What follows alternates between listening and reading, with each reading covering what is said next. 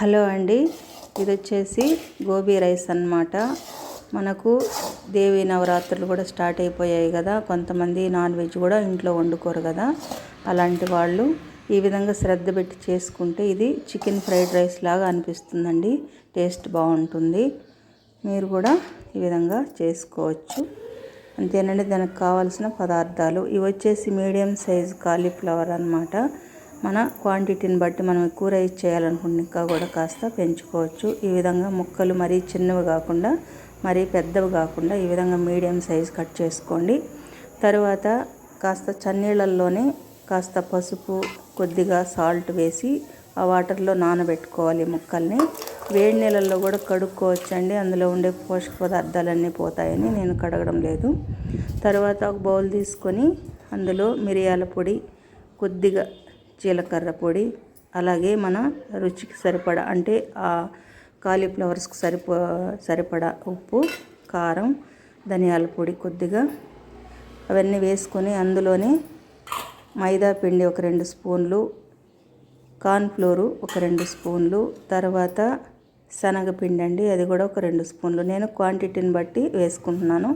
మీరు ఎక్కువ క్వాంటిటీ అయితే దాన్ని బట్టి పెంచుకోవచ్చు. ఇవంతా కూడా ఈ మసాలాలంతా ఈ పొడి పిండిలోనే కలుపుకోవాలి. ఎందుకంటే పొడి పిండిలో అయితే బాగా మిక్స్ అయిపోతాయి, ముక్కలకు కూడా బాగా పడతాయి అన్నమాట.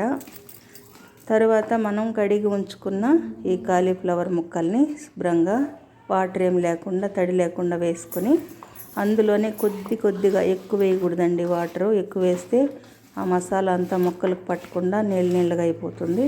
కాబట్టి కొద్దిగా నీళ్ళు అలా చిలకరించుకొని కలుపుకోవాలి. ఈ వాటర్ ప్లేస్లో మనం పెరుగు కూడా వేసి కలుపుకోవచ్చు, కానీ నేను వాటర్ వేసి కలుపుతున్నాను. ఏదైనా వేసుకోవచ్చు, బాగానే ఉంటుంది. వాటర్ వేసినా పెరుగు వేసినా టేస్ట్ అయితే పెద్దగా డిఫరెన్స్ ఉండదండి.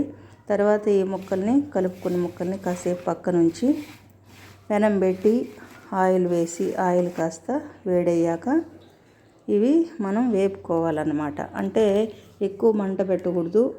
మనం ఎక్కువ మంట పెట్టి వేపామంటే లోపలంతా పచ్చిగా ఉండిపోతాయి, పైన మాత్రం నల్లగా అయిపోతాయి అన్నమాట. మీడియం ఫ్లేమ్ మీదనే బాగా క్రిస్పీగా అయ్యేంతవరకు వేపుకోవాలన్నమాట. ఈ ముక్కలు వేపే దాంట్లోనే ఉంటుందండి గోబీ రైస్ టేస్ట్ అంతా. ఈ విధంగా వేపుకొని పక్కన పెట్టుకోవాలి.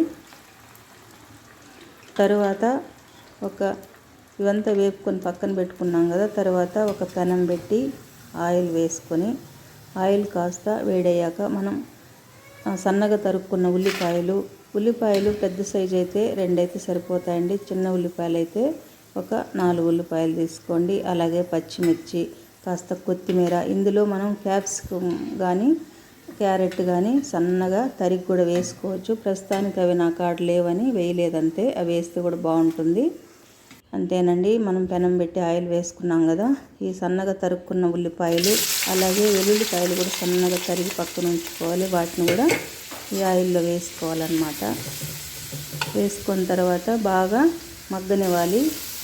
అందులోనే అంటే మనం రైస్కి సరిపడా ఉప్పు, కారం ఇందులో కలుపుకోవాలన్నమాట. మంచూరియాలు సపరేట్గా వేసుకున్నాం కదా. ఇందులోనే కొద్దిగా అల్లం వెల్లుల్లి పేస్ట్, ఎక్కువ అవసరం లేదు, అది వేసి కాసేపు వేగనిచ్చి అలాగే మన రైస్కి సరిపడా ఉప్పు, కారం, కొద్దిగా గరం మసాలా, కొద్దిగా పసుపు, కొద్దిగా జీలకర్ర పొడి, కాస్త మిరియాల పొడి ఇవన్నీ ఈ ఉల్లిపాయల్లో వేసి కాసేపు బాగా మగ్గనివ్వాలి. మీడియం ఫ్లేమ్ పెట్టుకోండి. ఎక్కువ మంట పెట్టుకుంటే మాడిపోతుంది అన్నమాట.